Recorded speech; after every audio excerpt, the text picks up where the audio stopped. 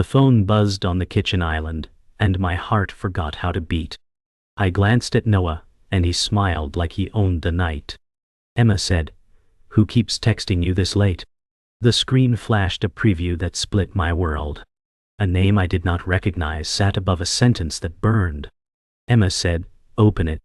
Noah laughed, thin and careful, and reached too slowly. Rain ticked against the window like a metronome for dread. I swiped first, and the message bloomed like a wound. Olivia said, "Miss you already." The hotel felt like ours. The word ours echoed in my ribs until it cracked. Noah said, "That is a joke, a stupid joke." My palm moved before logic did, and the slap sounded like glass. Silence took the room by the throat and squeezed. Emma said, "How long?" He stared at the spilled salt, counting excuses like grains. Somewhere beyond the rain, a siren wailed, and I heard myself breathe. In that breath I learned the shape of betrayal, sharp and final. The rain kept time while we stood in our private courtroom of tile and glass. Emma said, "Say it clearly." He searched the ceiling as if a script might be hidden there. Noah said, "It was a mistake, a lapse." The word lapse felt rehearsed, like it had been on tour. I pictured birthdays, trips, and the soft mornings I had praised. Emma said, "How many times?" He flinched, then regrouped like a salesman facing a return. Noah said, "Twice." The lie wore a cheap cologne I recognized. The room had a smell of citrus soap and storm, and I wanted it to wash us away. I remembered the hotel keycard in his coat last week. Emma said, "Who is Olivia?" He looked at his hands and found nothing there. My body felt borrowed, heavy in the wrong places. Silence walked between us and refused to leave. Thone on the island waited for me to choose. The preview thread scrolled under my thumb, each bubble a tiny bomb. Olivia wrote about the way he laughs when he lies. Emma said, "So she knows your tells." He reached for water, and the glass knocked the island with a dull note. Noah said, "You are twisting this." The dates aligned with late nights and phantom meetings, and I remembered him saying the client demanded midnight calls. Emma said, "You chose this." His answer hid behind a cough that never came. Outside, a siren faded like a curtain lowering. I saw our photos on the fridge, magnets holding up a version of us. The freezer hummed like a tired chorus. Emma said, "Was Marcus covering for you?" He blinked, and the pause sharpened. The rain loosened for a breath, then came back harder. I did not feel the floor under me, only the fall. I stepped away from him and the island, seeking a truth that air might hold. Emma said, "Give me your phone." He kept his stillness like a shield. Noah said, "You do not need to do this." The phrase landed like a dare. I extended my hand, and the distance between us turned into a map. He set the phone down, but held one finger on it. Emma said, "Move." His finger lifted a fraction, then drifted back like a tide. A child's laugh rose from the hallway, a neighbor passing with bedtime joy. The sound sliced me in a clean way, and I envied it. Emma said, "Passwords." He exhaled a slow refusal. I opened his notifications and saw hotel receipts and ride shares. Noah said, "You are hurting us both." The word "us" sounded counterfeit. The rain softened, and for a second, I heard my own pulse. I turned the phone to find the lock, and muscle memory betrayed him. Emma said, "Your birthday." The numbers opened like a secret door that never cared for me. A rideshare receipt named a hotel 5 blocks from my office. The irony left a bitter taste I could not swallow. Emma said, "You took her near my desk?" He shut his eyes as if darkness could edit facts. Noah said, "It was never about her." The sentence tripped and fell at my feet. I saw a selfie of them under a neon sign, our city bending around their grin. Emma said, "You look happy." The truth did not wobble. Somewhere a hallway light clicked off, and the building sighed. I felt something leave me, not a scream, but the room noticed. Emma said, "Tonight, you tell me everything." My voice was the only steady thing left. Morning arrived like a verdict I did not ask for. The rain had rinsed the city, but it did not touch my chest. Emma said, "You promised me ordinary forever." I stood in our bedroom and counted the ways I had believed. The dresser held the necklace he gave me after our first fight. Noah said, "We can fix this." The word fix felt like tape over a cracked windshield. I remembered how he danced barefoot while pancakes burned. Emma said, "I built us out of trust." He hovered at the doorway as if the wood might testify for him. My hands shook because they remembered better days. Emma said, "I could forgive mistakes, but you rehearsed this." The bed was still warm on his side and cold on mine. I pictured the hotel's carpet and the false privacy of its walls. Emma said, "Tell me why I was not enough." The silence he served me tasted like tin. I called the only person who never made me small. Lena said, "I am downstairs." Her voice carried the steadiness I had forgotten. We sat at the small cafe that knows my order by heart. Emma said, "He used my birthday as his lock." Lena watched me like a lifeguard, counting breaths. She stirred her coffee and measured her words. Lena said, "You loved him out loud, and he hid in whispers." The line cut clean because it was true. I told her about the texts and the receipts and the salt on the counter. Emma said, "Maybe I missed signs because hope is cheaper than fear." Lena reached across the table and anchored my shaking hand. Lena said, "Your worth is not collateral for his secrets." The door chimed, and the world continued, indifferent and reliable. Work felt like a stage I no longer knew my lines on. Caleb said, "You okay?" He was kind in the way people are when they scent smoke. I opened my laptop and stared at the calendar squares he had filled with lies. Emma said, "I am fine for now." The elevator doors mirrored a stranger with my face. Caleb said, "You do not have to be iron." I smiled because it cost less than truth. The office smelled like toner and lemon, a normal I needed. Emma said, "He said it was a lapse." Caleb frowned like he heard a recycled script. He slid a bottle of water across the desk without commentary. Emma said, "Thanks for seeing me even when I hide." The screensaver flickered, and my reflection refused to leave. At home I opened a shoebox of our artifacts like an archivist of my own heart. Emma said, "I saved ticket stubs because I believed in proof." The photos documented seasons of us smiling into borrowed light. I studied the angles of his body leaning toward me then.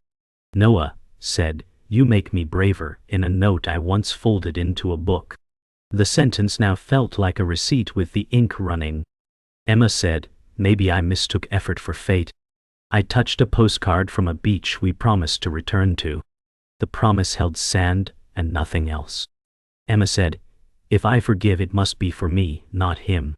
The room hummed with the refrigerator and the soft truce of dusk. My breath steadied as the light thinned to honest gray. I made dinner because ritual can be armor.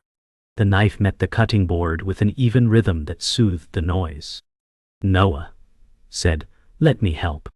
His hands hovered like moths afraid of flame. Emma said, "Tell me the first lie you told me." He swallowed and counted days. I had already counted. Noah said, "I said I was fine when I was bored with us." The word bored bruised the air between us. I kept chopping because the carrots did not flinch. Emma said, "You were not brave enough to ask for more." He nodded, like a man signing away a house he never built. The pot simmered, and the room smelled like thyme and regret. Emma said, "I will not fix what you broke to feel alive." The stove's blue flame held steady when I would not. Suspicion grew into a shadow that followed me everywhere. Emma said, "Truth leaves fingerprints if you search long enough." I checked his coat pockets and found a folded receipt from a bar 2 miles off his route. Noah said, "That was a client meeting." The client's name was missing. My chest tightened as if the paper itself carried smoke. Emma said, "Do not make me the fool you rehearsed." He pressed his lips shut, eyes dodging mine. I studied his hands, steady like a man who had lied before. Emma said, "Every silence speaks louder now." The air in the room seemed to lean against me. His phone buzzed again, face down this time. Emma said, "You still hide her in plain sight." My reflection on the screen looked like a stranger in trial. I began tracing patterns in his absence, a map of lies I had ignored. Emma said, "You are always late on Thursdays." The calendar betrayed him with entries marked as strategy. Noah said, "Do you not trust me?" His voice cracked as if rehearsed strength failed. Emma said, "Your schedule is stitched with holes." He laughed, but the sound carried no oxygen. I remembered dinners gone cold, candles dimming into smoke. Emma said, "Every excuse is the same suit with different buttons." He turned away, but his shoulders betrayed the weight. The silence in the kitchen was not peace, but a cage. I knew then that the walls kept secrets better than he did. The puzzle pieces scattered, but my mind began to arrange them. Emma said, "Marcus covers for you too often." His friend's name hung like a verdict. Noah said, "That is business loyalty." I remembered Marcus avoiding my eyes at last week's barbecue. Emma said, "Does he lie for you or with you?" The question cut the air thinner than glass. Noah's silence stacked against him like evidence. The fridge hummed, a background jury that never stopped. Emma said, "Your web catches everyone but yourself." He ran his hand over his jaw, a nervous tick that confessed before his mouth did. I felt the foundation tilt, bricks shifting under memory. I followed the threads to his car, quiet and telling. Emma said, "Secrets leave crumbs." Why? I searched the glove box and found a lipstick-stained napkin. Noah said, "It is not what you think." His words dragged like wet cloth. Emma said, "Whose shade is this?" The napkin smelled of citrus perfume, foreign to me. He reached, but I pulled it back. Emma said, "Evidence is louder than your apologies." He looked away, cheeks hollow, throat tight. The rain fell heavier, drumming an alibi I would not believe. The napkin fluttered between us like a flag of surrender. The dots began to align in brutal clarity. Emma said, "She leaves fingerprints on your life." The receipts, the late nights, the stains, they formed a chorus of betrayal. Noah said, "I still love you." His words were hollow, stripped of weight. Emma said, "Love does not live in secret hotels." He pressed his palms together as if prayer might erase fact. I heard Olivia's name in my head like broken glass. Emma said, "Every lie carries your signature." His body sagged under the truth he could not burn. The rain outside slowed, but inside me the storm only rose. The truth struck harder than any slap could. Emma said, "It was not just Olivia." My chest collapsed as I saw the photo tucked in his drawer, a smile I knew too well. It was Lena, my confidant, my anchor. Noah said it happened once. His voice shook like glass against stone. Emma said, "You chose the one person I trusted most."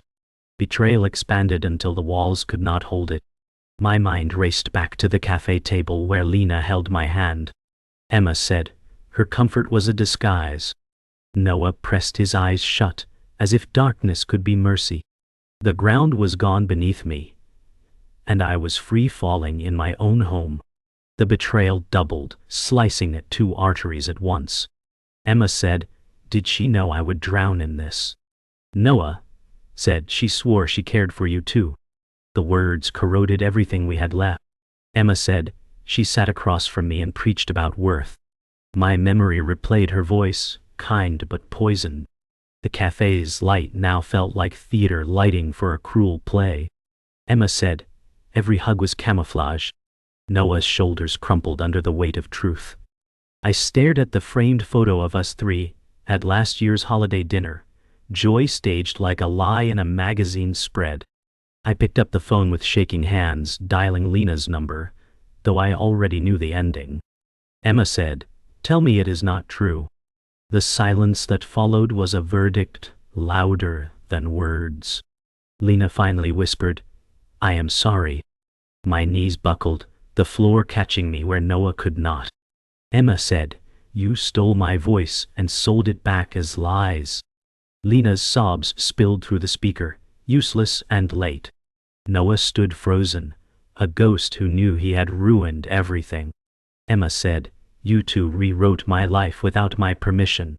My words cracked, but their edges stayed sharp. The walls echoed with the weight of two betrayals. Emma said, "Every secret had a partner, and I was never one of them." Noah tried to reach out, but I stepped back, the distance growing into a canyon. He said, "It was weakness, not malice." The excuse crumbled under its own hollowness. Emma said, "Weakness does not climb into her bed." His hand fell to his side, defeated. The silence swelled with all the dinners, birthdays and memories now stained. Emma said, "You broke the ground I walked on." My chest rose heavy, but my voice cut through, unwavering. The revelation hung like smoke that would never clear. Emma said, "I am done searching for pieces in a house built on fire." Noah staggered, words failing him. Emma said, "Both of you chose yourselves over me." The storm outside quieted, but inside me it still roared. I walked to the window, watching drops race each other down the glass. Emma said, "You will remember this silence longer than my voice." His eyes followed me, but his presence had no anchor left. My chest cracked open, not for him, but for myself. Emma said, "You both turned love into theater, and I am done clapping." The storm inside me demanded release, and the confrontation I avoided now stood inches away. Emma said, "You will not walk from this with excuses." Noah's hands trembled though his lips fought to remain steady. He said, "I made mistakes, but I still love you." The words rolled like stones, heavy but useless. Emma said, "Love does not carve me open and leave me bleeding." His eyes darted as though searching for an escape that did not exist. Emma said, "Face what you did without hiding behind her or me." His silence cracked like old plaster. I pressed forward until he flinched back, every step a trial he had earned. Emma said, "You don't get to define my pain anymore." His breath caught, and the room grew smaller, collapsing under truths spoken too late. The silence between words burned hotter than the accusations themselves. Emma said, "You rehearsed lies better than vows." Noah's jaw locked as if defiance could rebuild trust. He said, "I thought I could keep both worlds alive." The confession was brittle, a branch ready to snap. Emma said, "You killed us the first night you chose her." His shoulders dropped, shame bending him low. My chest swelled with rage. I did not want, but could not bury. Emma said, "Do you even know the damage you lit behind you?" He whispered, "I lost myself." The words sought sympathy, but none lived here. The room was a furnace, and I was no longer willing to burn in it. I threw the evidence onto the table like weapons that never missed. Emma said, "These are your monuments of betrayal." Hotel receipts, text threads, napkins, all relics of his deceit. He stared at them, eyes hollow, as if they were gravestones. "Noah," said, "none of it meant what she means to you." The irony twisted inside me like glass. Emma said, "You speak of meaning after burying mine." He pressed his palms together like a man begging an unseen jury. Emma said, "These scraps outlive your excuses." His head lowered further, unable to meet my gaze. The table hummed with the weight of evidence, and my voice carried like a gavel striking. His defense crumbled, leaving only raw confession. "Noah," said, "I never stopped needing you." His voice cracked on the word needing, too late to matter. Emma said, "You needed me to believe while you rehearsed betrayal." His face folded, shame painted in every line. Emma said, "What else have you hidden?" He shook his head, silence heavier than truth. Emma said, "Weakness can be forgiven, but deceit cannot." He opened his mouth, then shut it, defeated. My chest rose with air that felt sharp, each breath a claim of space. Emma said, "You took from me, and I will never repay the debt you owe." His gaze drifted, but nowhere safe existed. The climax tore through both of us with no shelter left. Emma said, "You will carry this scar louder than my voice ever did." Noah pressed his palms over his eyes, breath shattering into fragments. He whispered, "I cannot undo it." Emma said, "You did not stumble, you chose." My voice no longer wavered. He bent lower, a man folding under his own weight. Emma said, "You set fire to what you swore to protect." My words cut final, each one closing a door. His silence admitted the verdict no courtroom could improve. Emma said, "This is where we both break, but only one of us survives it whole." The storm outside faded, but inside the ruins I stood firm. The morning after was colder than any winter I remembered. Emma said, "Silence tastes heavier than his words ever did." The bed was half made, his imprint still caved in the mattress. I stared at the ceiling until the cracks looked like fault lines. Emma said, "Everything broke, but I am still here." His side of the closet hung hollow, shirts gone, hangers clattering in the draught. I gathered the fragments of air that he left behind. Emma said, "Absence is louder than presence when you measure love." My hands pressed against the dresser, steadying myself against the wreckage of hope. The light creeping through blinds painted stripes across my face like bars. I exhaled not for him, but for the first time only for me. I opened the door to Lena's silence, her name flashing on my phone without answer. Emma said, "Cowards speak only when it costs them nothing." I scrolled through old messages, promises of loyalty coded in every line. Emma said, "Sisterhood should not taste like betrayal." My thumb hovered over delete, then pressed, erasing years in a second. The air felt lighter, though grief hung heavy. Emma said, her lies no longer rent space in me. I tossed the phone on the couch, and heard the soft thud echo too loud. My breath came sharp but steadier than before. At work, eyes followed me with curiosity disguised as care. Caleb said, "You do not owe anyone your story." His kindness was steady, grounding me like an anchor in storm water. Emma said, "I only owe myself the truth now." I finished my tasks with precision, each line typed a declaration of survival. Caleb placed a note on my desk that read, "Strength is not silence." Emma said, "For the first time I believe that." The office buzzed with its usual hum, indifferent yet familiar, a rhythm I could lean into. Evening arrived and I cooked for myself without waiting for his footsteps. Emma said, "This kitchen will not echo with lies anymore." The knife rhythm matched my pulse, steady, and mine alone. The pot simmered, fragrant with thyme and garlic. Emma said, "This meal is not survival, it is a declaration." The chair across from me sat empty, but it no longer mocked me.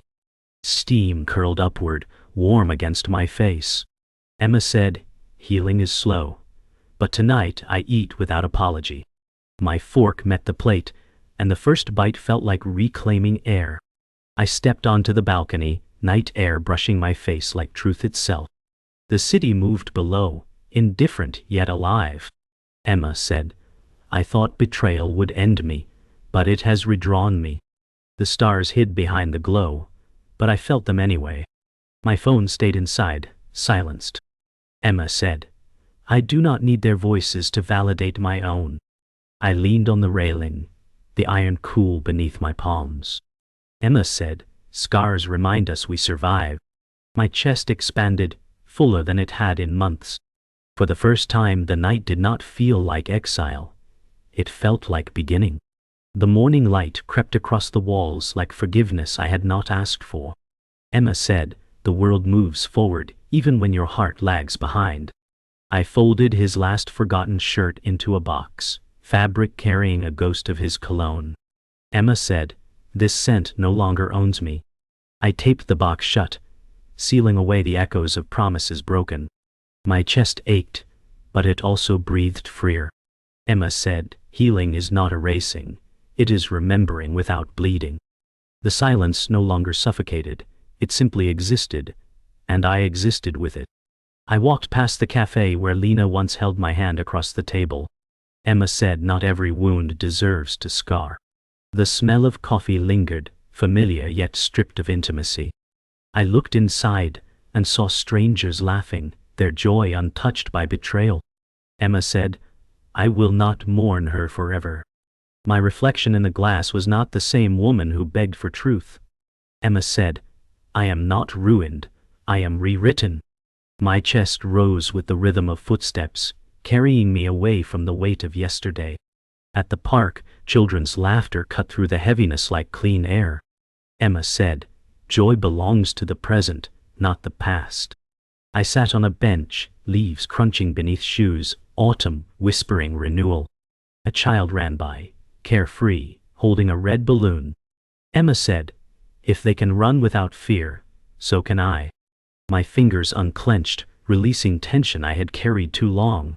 The wind tugged at my hair, reminding me the world still touched me gently. Emma said, "This scar is my story, but it does not define my ending." Back home, I placed a single framed photo of myself on the mantel.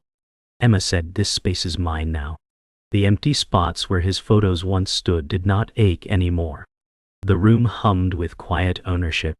Emma said, "I am not half of a story, I am whole on my own." My reflection in the glass smiled back. Not perfect, but free. The silence was no longer absence, it was peace. Emma said, "This is survival turned into strength." My breath steadied, deeper, fuller, owned only by me. The night closed in, but it carried no fear. I stood at the window, city lights flickering like a heartbeat outside. Emma said, "You didn't think I'd ever find out, did you?" The words whispered into the glass, not for him, but for me. The reflection showed a woman, scarred, but standing tall. Emma said, "I choose myself tonight and forever." My breath fogged the glass, fading quickly but leaving me clear. The city roared below, and I no longer felt small inside it. Emma said, "This is not the end. It is my beginning."